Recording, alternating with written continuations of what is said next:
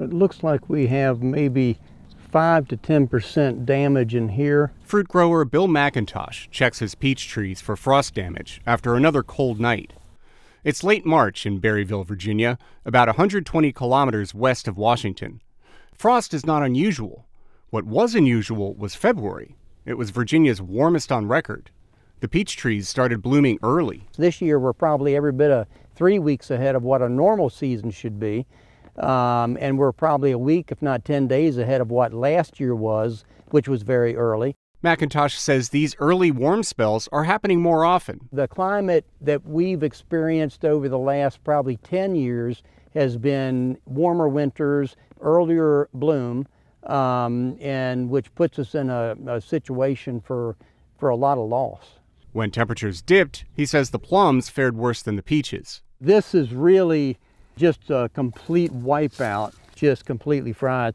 This is dead. Virginia Tech professor Sharif says frost damage is increasing, even as temperatures are warming from climate change. The reason is not because we have more frost today than before.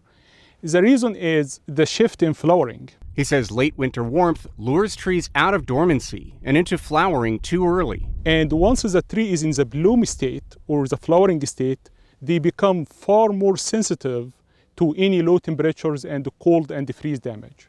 It might be Virginia this year. It was France last year. Cornell University professor Jason Londo says early blooms are happening more often across the temperate regions, causing problems for all kinds of fruit growers. So if this happens once every 10 years, it's sort of part of the risk of the job. If it's happening every 3 to 5 years, that begins to reduce the viability of that industry over time. Farmers are adapting. McIntosh invested tens of thousands of dollars in frost-fighting heaters and fans. He says it's worth the cost, but it's not for everyone. Whether it's frost, heat, droughts, or floods, climate change is forcing farmers everywhere to adapt. But there are limits, Londo says. You can do all sorts of things to try to reduce climate impacts, and we will have to do those. At some point, the economy won't play out, and that production will have to move.